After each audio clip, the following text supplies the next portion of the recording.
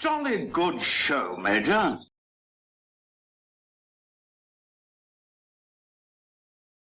When keeping it real goes wrong, is there a time and a place? Is there a limit to when you have to defend your manhood? Is there a time and a place? Is there a time where you should just bite your tongue and keep on moving? We will discuss that here tonight. I am Rob English, your Socal Seahawk, and we're going to talk about a few things here not related to the Seattle Seahawks, and then we will also get into the Seattle Seahawks as well. But tonight, I do want to touch on the Odell Beckham Jr. and Josh Norman situation again. Odell Beckham and Josh Norman participated in an exhibition of redonkulousness in that game on Sunday, and both of them deserve anything they get. Now, Josh Norman is guilty, just as guilty as his opposition there, as far as what happened during that game. He was just as chippy. He was just as violent. He was just as, they both lost the sight of the actual football game. They were just going at each other. And they both, honestly, if they had both gotten thrown out of the game, I would have had no problem with that. It was just ridiculous. There's no room for that anywhere. There never is. But as far as they took it, it was ridiculous. It was ridiculous. Not the first time in the world it's ever happened. But it was no good. All that being said, Odell Beckham Jr. did cross the line. He just did cross the line. And he did that when he, took the cheap headshot at Josh Norman. Now, what I will say is I don't necessarily believe that he actually went into that intending to just go crown to the side of the head. I like to think that even in that momentary lapse of judgment, that moment of rage, he wouldn't do that. I like to think that, because everything so far we know about Odell Beckham Jr. is that he's a stand-up guy. And I hope that this doesn't change that idea about him. I mean, because the reality of it is, it doesn't matter. You could take the most stand-up person, in the world, and if you push them to a limit, they're going to lose their head and lose their cool. Everybody has their line that cannot be crossed. But that being said, whether or not he intended to actually, go helmet to helmet in the fashion that he did, his intention matters not, in my opinion, because he was acting like a fool. He was acting like a fool when it happened. Accidents, when you have an accident, there's sympathy to be had for the person who caused the accident, if it was an accident that was had when you were doing what you were supposed to do. Like when you're driving a car. When you're driving a car, people have accidents, right? Not everybody just fixates on what's directly in front of them at all times. If you reach to grab your radio, yeah, you're at fault, but that's an accident. When a football player injures another player, typically it's an accident. No one usually is trying to end someone's career when they blow out their knee based on, from a hit, but it happens. It's an accident. But when you're in the process, literally in the process of acting out full-on buffoonery, like Josh Norman and Odell Beckham were on Sunday, and you have an accident under those circumstances, all sympathy goes out the door. I'll say that again. All sympathy goes out the door, and it should. It absolutely should. If Odell Beckham had been just blocking Josh Norman on a routine play and hit him in the head and gave him a concussion, that'd be an accident. But he was not playing. He wasn't even playing football. So Odell Beckham has been suspended for 1 game, and I think that's the perfect suspension. I don't think his suspension should have been any more than that. I believe they both should have been ejected from the game. Even if only Odell Beckham got ejected after that blow to the head, that, you know, if he had gotten ejected, that would have served him right. I believe they both should have been thrown out because they were not being constructive to anybody anywhere on that whole team. And where was Odell Beckham's teammates, coaches, assistant coaches, mentors, mama, anybody during that time? Now, people have reached out to him since then, you know, as the news has been reporting. But on the field, where's the on-field leadership to tell a guy who's becoming the face of your franchise, to tell a guy to RELAX, relax? Where is that? Where does that come in on the New York Giants' entire 53-man roster? Not a single person was able to corral Odell Beckham Jr., grab him by the back of his neck and say, hey, knock it off. Get your head back into it. There wasn't a single person who was able to do that. That blows my mind. That says a whole lot about the New York Giants franchise. Everybody in that entire locker room, from coach to water boy. That blew my mind. Well, in hindsight, it blows my mind, I should say.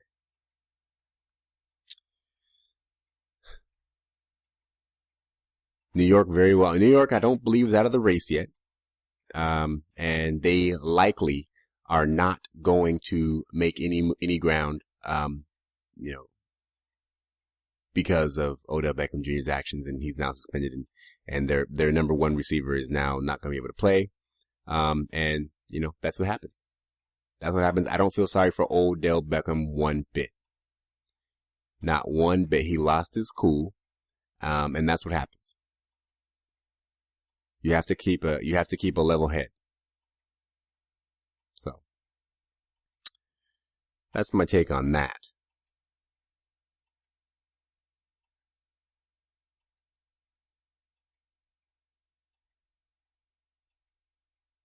Let's talk a little Seahawks.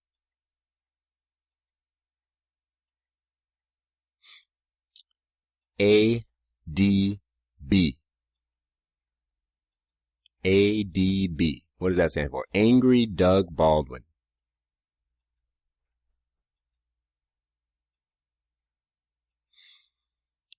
Doug Baldwin got snubbed for the Pro Bowl, proving once again that the Pro Bowl selection process is really nothing but a popularity contest. It's a popularity contest. And there's ways that you can go about becoming popular. And most of those ways will gain you notoriety, will make you popular in a way that will benefit you. And there's a few ways that won't. Now, this is not a knock on Doug Baldwin by any stretch. So let's not get that twisted. However, look at Bobby Wagner, Pro Bowler. Bobby Wagner has made his name, and frankly, I believe that most of the Seahawk Pro Bowlers, and a lot of people vote for their, people who vote for their team, and that makes sense. It's a bias. But Bobby Wagner has been, regarded highly by first of all, the little bit of media that Seattle does get, even with their success, they just simply don't get the media that other teams with less success even get. But Bobby Wagner has been highly regarded by the powers that be as one of the better linebackers in the league. He is.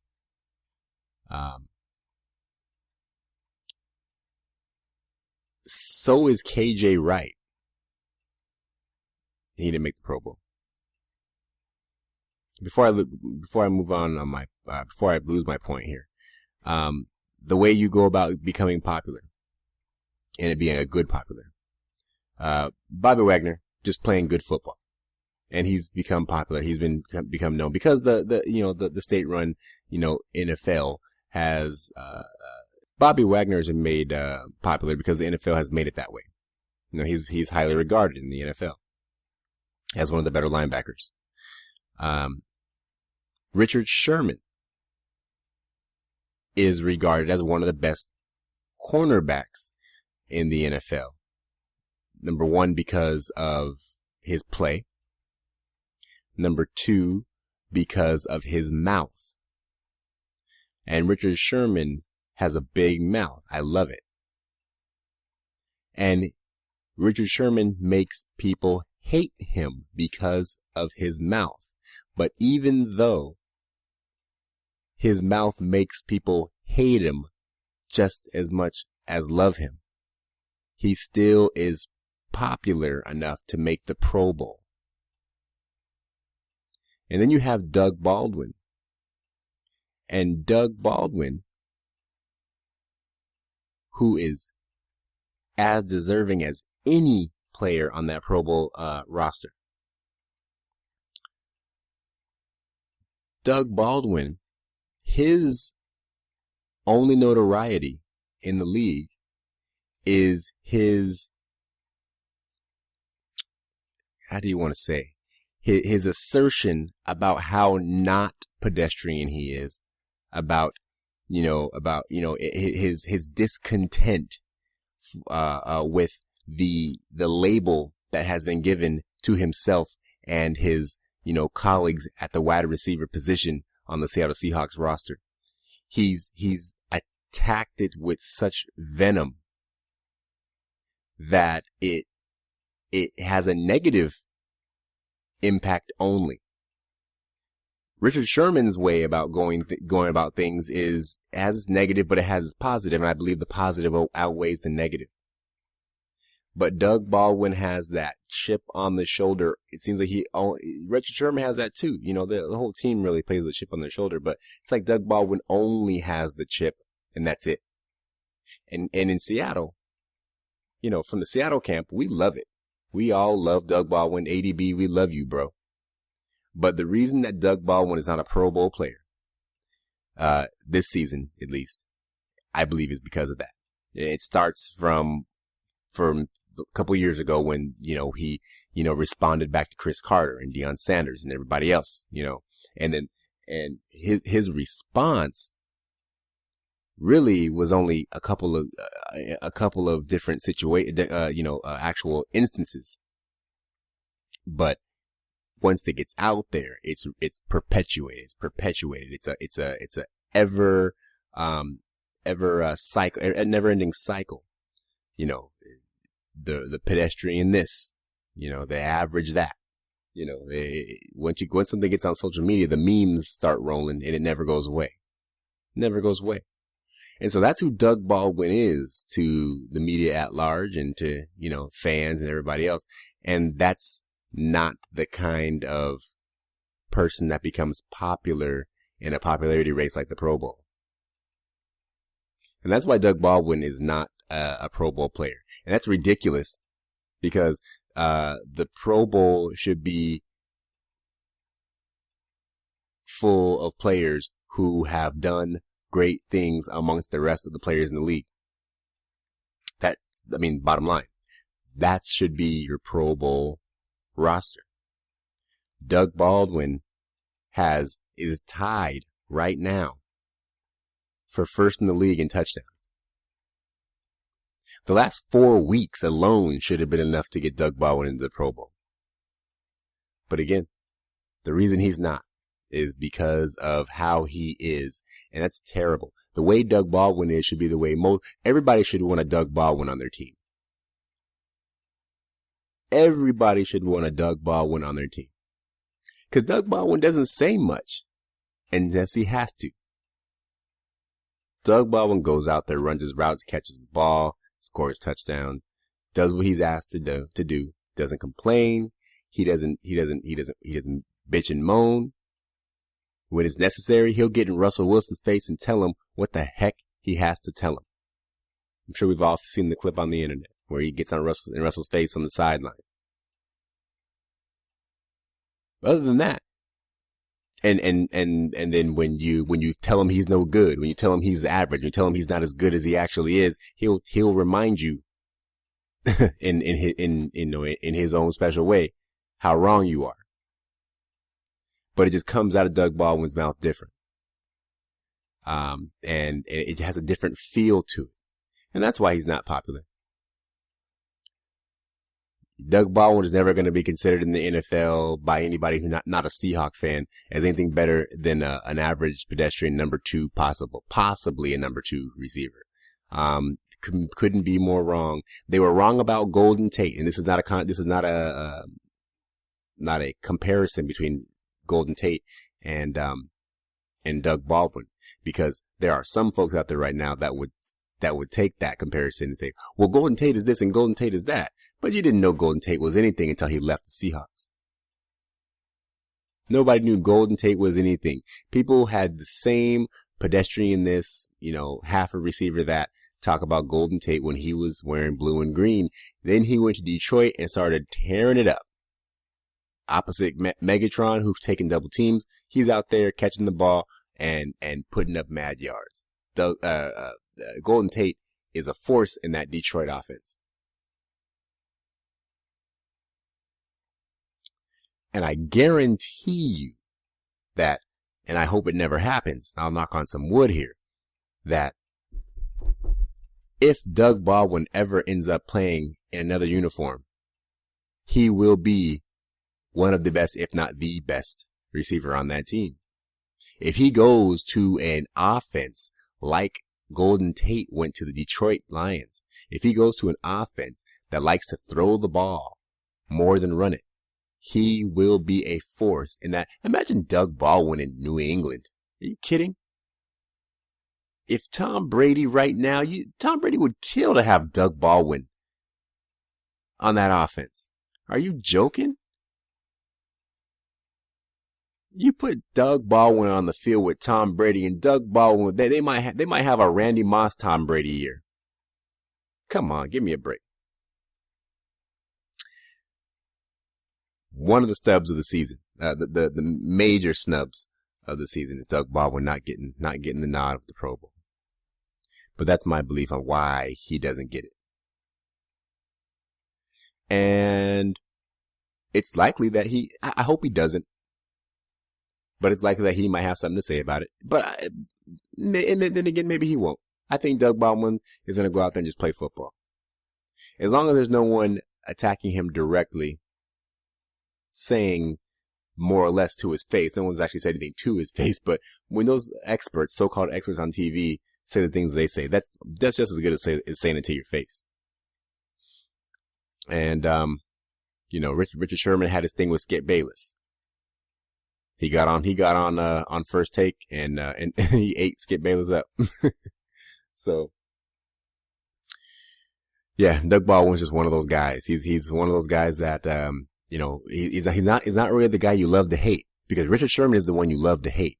But that Richard Sherman love to hate gets him in the Pro Bowl. No reason why Doug Baldwin shouldn't be in the Pro Bowl besides, what I've just said. Maybe next year, ADB.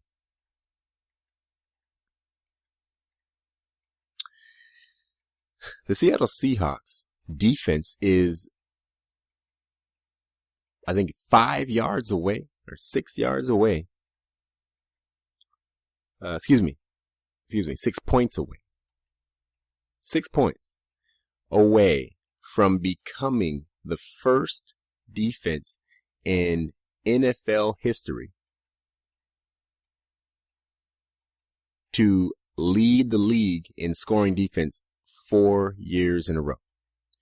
Last season, we led the league in scoring defense for the 3rd year in a row, which was the second time ever, and the first to do it since the Minnesota Vikings did it from 1969 through 71.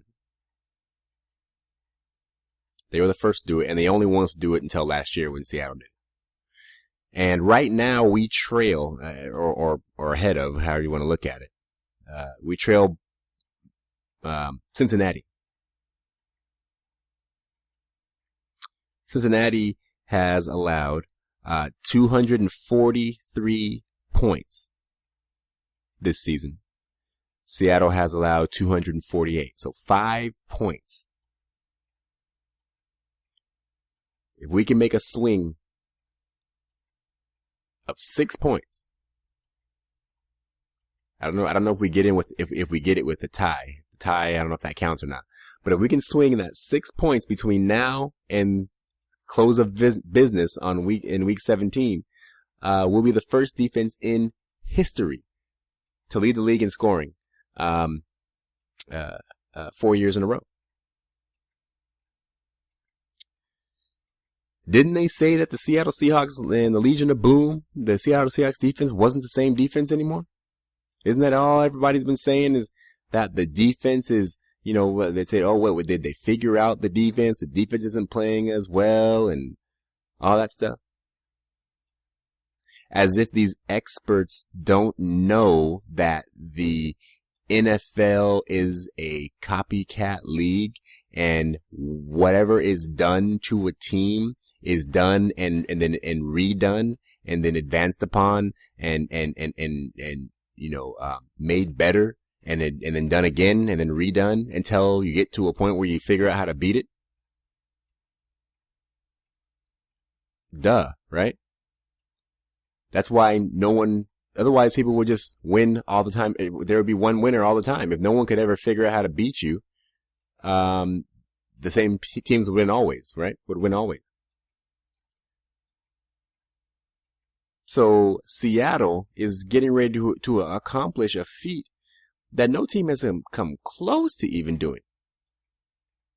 Only 2 have done it 3 years in a row. Not many have done it twice in a row.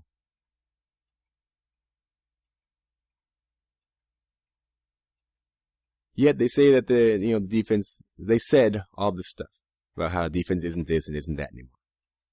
Here we are yet again, proving them wrong.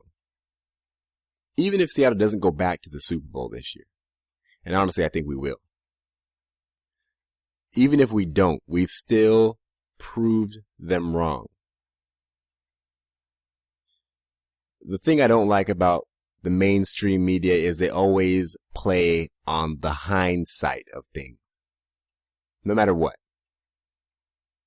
It doesn't matter what body of work you put in the hindsight, if Seattle loses in the NFC Championship game, they're going to say, see, we told you, Seattle just isn't the same anymore. Which is just a ridiculous statement. A team that's been to 2 straight Super Bowls. A team that the year before they won their first Super Bowl, went to and won. The year before that, they just barely lost in the divisional round.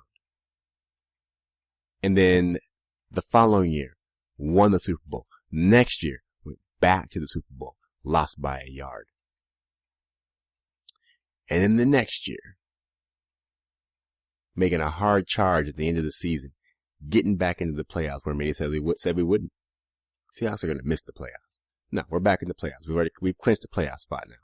Now we're setting ourselves up to have the best route possible to the Super Bowl. A league that mainly the best thing about the league is the parity, right? There's not supposed to be teams that win a lot every single year. It's not supposed to be that way. It's parity. There's parity in the league because there's supposed to be at least a glimmer of hope from the organizations, all 32 organizations and their fan bases and their respective fan bases and their players, to believe that there is at least a chance that they could win the Lombardi Trophy that year. That's the whole parity thing. Everybody has a chance week 1. The whole salary cap thing, all that is all about the parity. It's kind of like spreading the wealth. There's parity in the league, and that's the greatest thing about it. Every single one, every 32, all 32 teams, week 1, we're all going to the Super Bowl. Now, sometimes those dreams are dashed, halfway through week 1, but it doesn't matter. Because in week 1, we're at kickoff weekend, anybody can go to the Super Bowl. It's the best thing about the league. Yet they discount and discredit the reality that the Seattle Seahawks have stayed consistently good over a long span of time in a system that is designed for that very thing to not happen.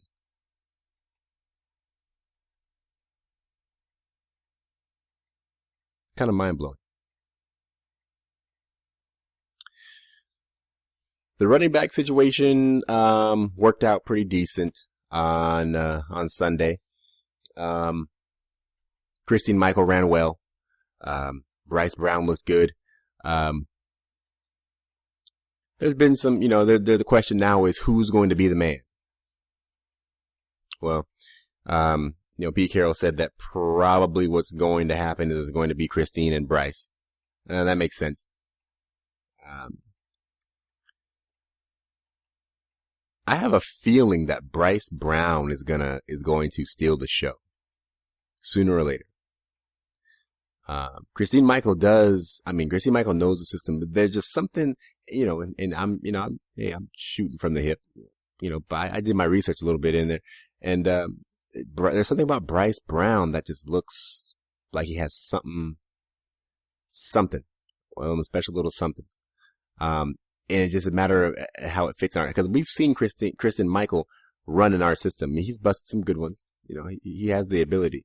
But there's something about Bryce Brown that I believe that when it hits right, he's going to do some things that we like seeing. Some Marshawn Lynch-ish, Thomas Rawls-ish type stuff. But whoever does it, hey, doesn't matter who does it, as long as it gets done. But it looks like Kristen Michael and Bryce Brown are going to be heading up the running game.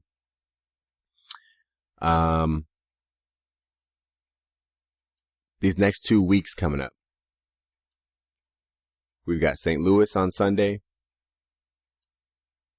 The Cardinals the Sunday after that.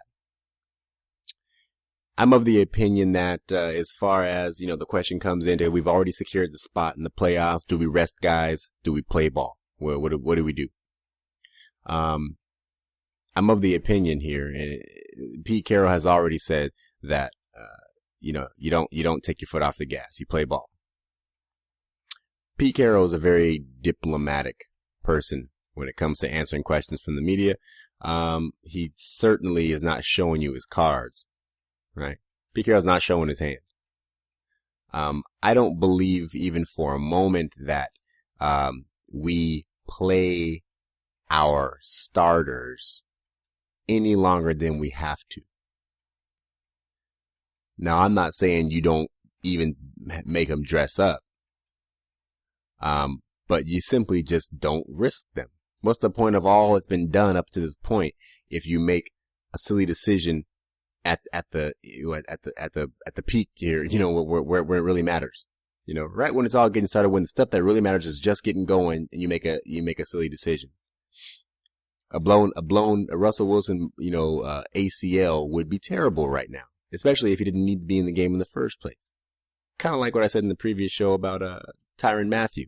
Tyrann Mathieu is the best, one of the best, if not the best defensive player on the Arizona Cardinals team. And he was on the field when he didn't even really need to be, 2 weeks away from the playoffs.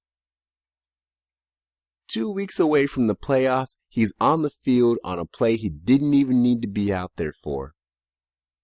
And now he's done for the season. He will miss the entire playoffs. He will not be there for that Super Bowl run that all the silly Cardinals fans think they're going on. And maybe they won't be going on it now because the Honey Badger won't be in the lineup. Stuff like that. You just, and obviously you can't play scared, scared money don't make money. I understand that. But it simply doesn't make sense. Now, here's what the Seattle Seahawks are going to do. I'm going to go ahead and say that they're going to do this. Here's what Pete Carroll, here's what, Darrell Bevel, here's what John Schneider, all these guys. I guarantee you this is what's going to happen. And if I'm wrong, I'll tell you I was wrong. You play on Sunday. You play out. You play St. Louis as if it was week 1. Because there's still something to be won right now. So, and there's still a game after that, right? This week, depending on who loses outside of our game, depending on who loses, we can lock up the 5th seed. That's worth playing for. That's worth Russell Wilson and whoever running back we're going to have out there, and Doug Baldwin and Cam Chancellor and Richard Sherman and Bobby Wagner and Mike Bennett and all these guys. That's worth them being on the field. Okay. Try to win that game. Now, if we win that game and Minnesota loses, we're good. We've locked up the 5th seed. You don't play everybody the same way in week 17 against Arizona because it's a meaningless game. If Minnesota loses on Sunday, I believe they're playing the Giants.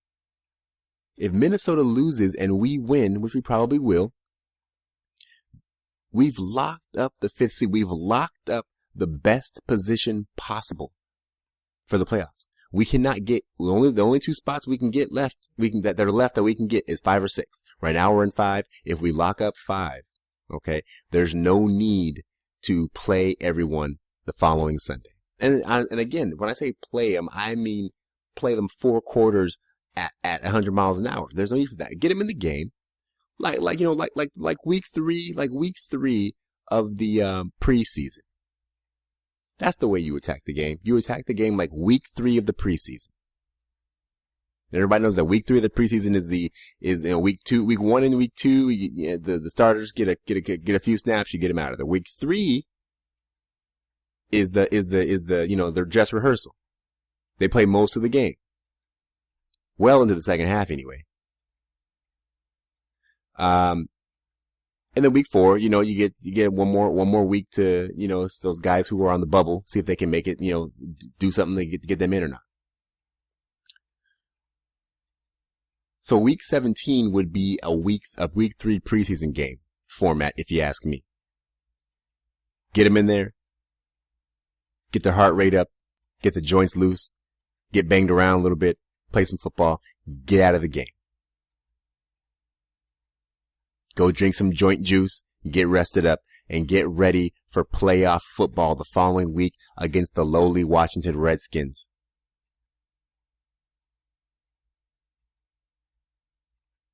That scenario makes the most sense to me.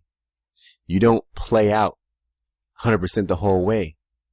Gonna end up like Tyrann Mathieu. What happens if Cam Chancellor blows his knee out? Are we gonna go through the playoffs with Kelsey McRae? Are we gonna go up against Cam Newton and Aaron Rodgers or anybody else for that matter with Kelsey McRae at safety? What if Richard Sherman breaks his elbow again? We already have one side of the field that's suspect. What if we lose Richard Sherman on the other side? What? Because because you wanted to play out? Because you didn't want to take your foot off? No, come on. Pete Carroll says you don't take your foot off the gas. He gives the answer, the diplomatic answer. He's not going to do that because that would just be bad for business. You got to make good business decisions. So we will see, what happens. Now, if Minnesota wins, then okay, sure. It's week 17 against Arizona. Yeah. Play them as much as you have to. Because the reality is there's a good chance that game won't mean anything for Minnesota one way or another. Already, probably this week. I'm guessing that after this week, the home field advantage is going to be decided. It's still open right now. I believe it's going to be decided this week, week 16. So if that is the case, if Carolina wins this week, they have got home field throughout no matter what. The road will go through Charlotte. So at that point, there's nothing else left for Arizona to play for. I guarantee you Carson Palmer won't play 4 quarters. I guarantee you Patrick Peterson won't play 4 quarters. I guarantee you. It just wouldn't make sense. So again, if there's something to play for, yes. If it's a meaningless game, it's a meaningless game. You think that it was the folks that think it was a bad idea to throw the ball on the 1-yard line in the Super Bowl, you want to talk about a bad idea. How about lose a star player because you didn't want to take him out in a meaningless game? That's a bad decision. And for the record, I still defend Pete Carroll's or Darrell Bevell's. You know what? Honestly, I believe that Seahawk fans as a whole, and I say as a whole because I don't know which Seahawk fans did and which ones didn't, but the amount of just negativity and just shade that was thrown at Darrell Bevell this season is reprehensible. There's certain types of fans, and I don't appreciate having my fanhood called into question because I know where I came from. But I don't appreciate a fan that flip-flops and is quick to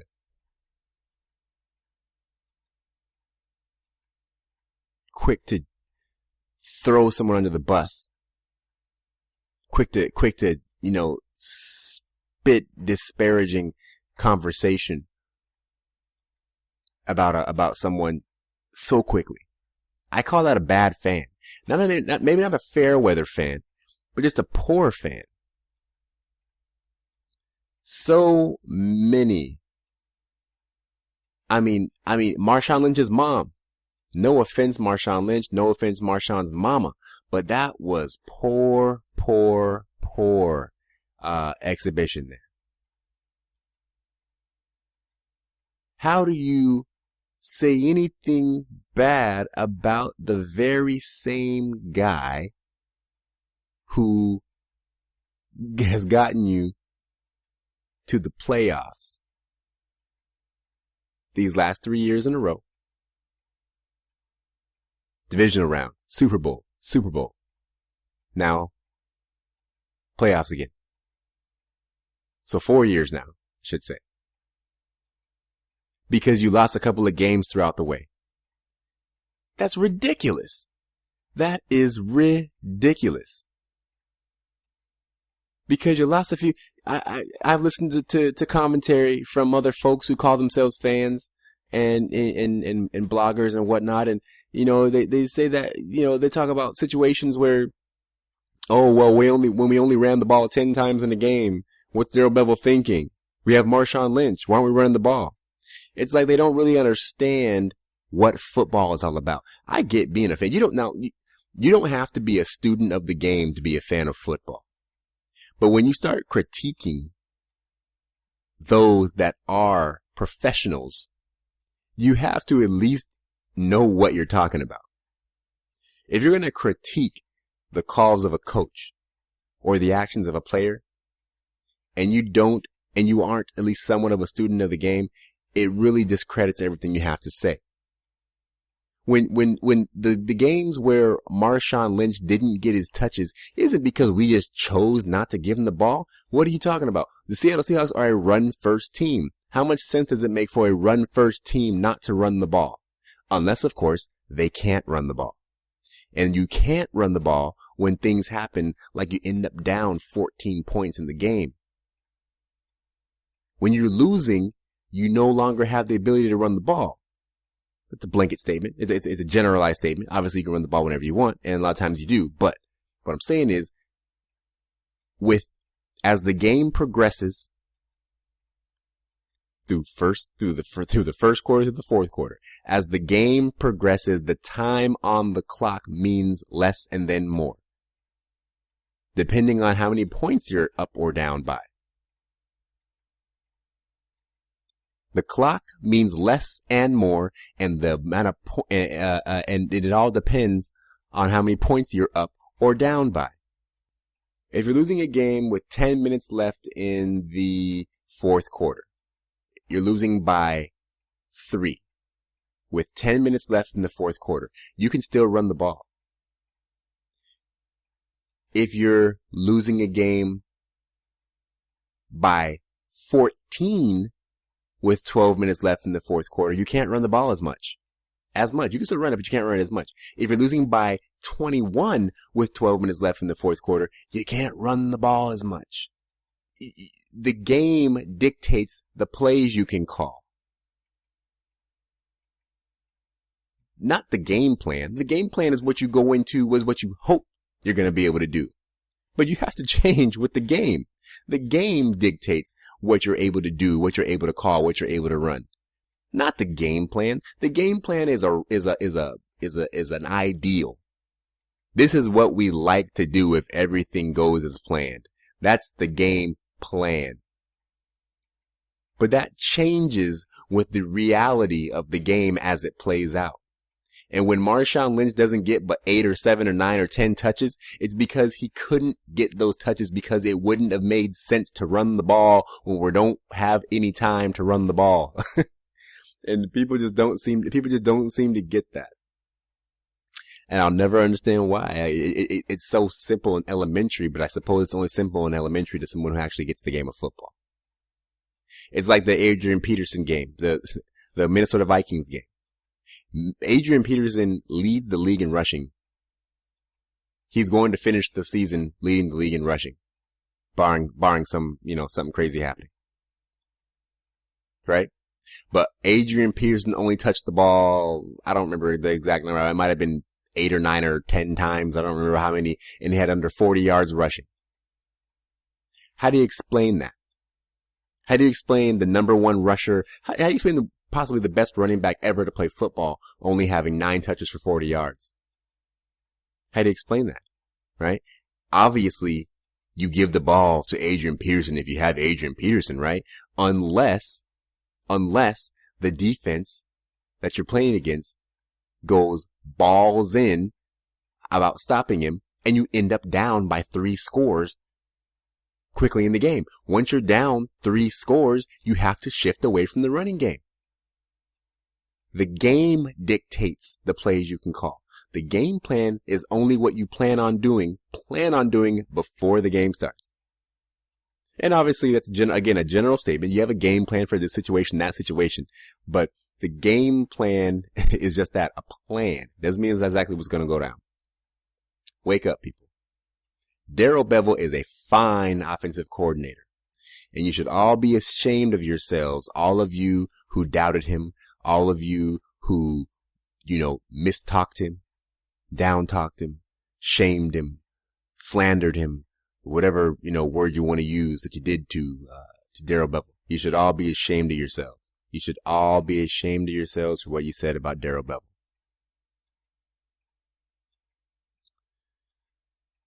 That's going to conclude this edition of Short Yardage.